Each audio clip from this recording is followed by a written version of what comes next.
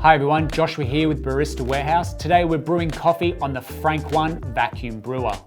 Now the FrankOne is an automatic vacuum brewer that at the push of a button pumps your brewed coffee from the top down through a filter into the carafe below. Now the fact that the filtration is automatic and quite fast at pulling that brewed coffee down through the filter means it opens up the possibility of not only brewing smooth and quick hot coffee, but speeding up that whole process of cold brew coffee, which is known for much less acidity and bitterness, and it takes a few hours generally, but this is going to be able to do it in a matter of minutes. And you can shop the FrankOne now by following this link right here and keep watching to learn how the FrankOne really is a 3-in-1 brewer. So the glass carafe holds around 600 mils of water, while the top compartment that brews the coffee holds around 450 mils. This has a single button on top of it to activate the pump. Then found on the inside is the removable stainless steel mesh filter ring. Flip it over and underneath is a yellow plug that conceals the charging port for the pump.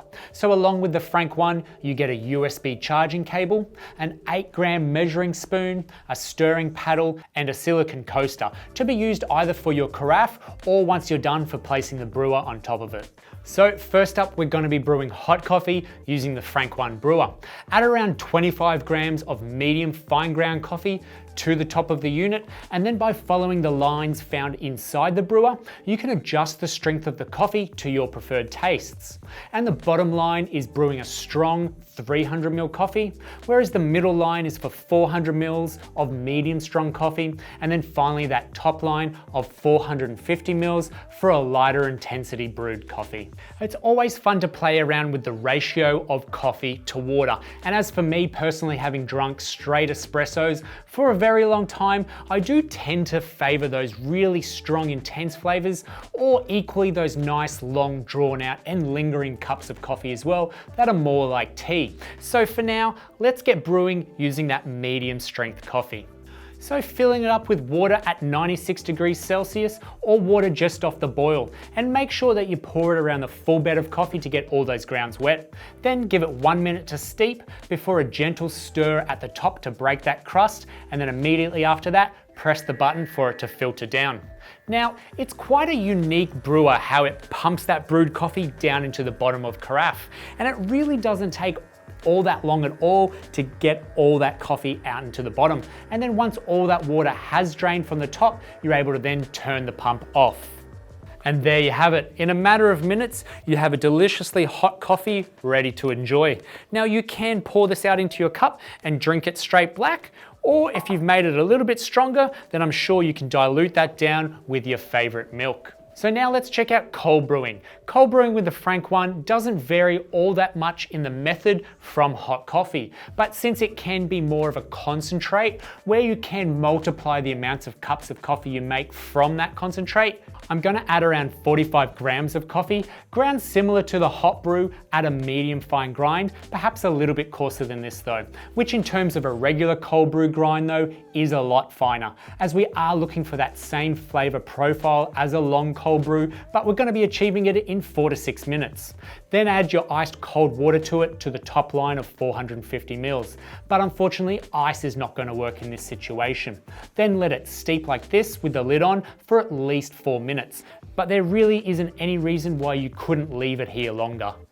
And then once that timer has elapsed, hit that button again and then let it draw down. And it is relatively easy to have a batch of cold brew ready to enjoy over ice again and again without too much time to wait. Topped up with some milk for some iced lattes, you can see the potential for a cold brew party. And there's one more method that really doesn't get enough of a good rap for being a really delicious way of making iced coffee, and that is the Japanese style way of iced coffee. Simply, it's coffee that's brewed hot and then poured directly onto the ice. So we would use about 1/3 of the final brew in the form of ice placed in the bottom of the carafe. And then the other 2/3, we're going to be adding that to the top chamber as hot water. Now, as it goes, hot water extracts a wider range of tastier flavors from the coffee and adds a whole lot more aromatics that complement the cup.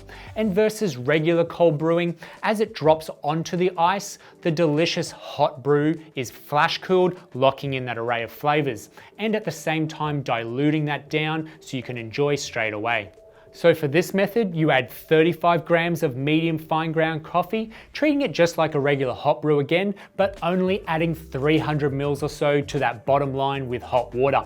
And then let it steep here for a little longer before giving it a gentle stir, and then hit that button again to draw it down.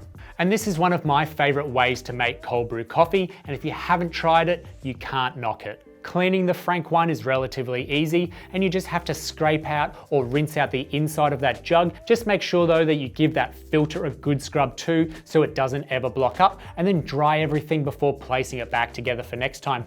And one last thing I should mention is that it should only take 2 full hours to charge, and then has enough of a charge when full to brew up to 100 serves. And that's the FrankOne Vacuum Coffee Brewer for you. Now, it brews pretty good hot coffee, but it is the cold brew where it shines the most. A 3-in-1 brewer with that ease of an automatic pump and a sustainable metal filter. What more could you ask for? So if you have any questions on the FrankOne Brewer, throw them in the comment section down below and we'll get straight back to you. Don't forget to hit that little bell icon on your screen, and then that way you stay notified when we bring out new videos just like this every week. If you've enjoyed this video, hit the thumbs up. Thanks for watching and we'll see you next time.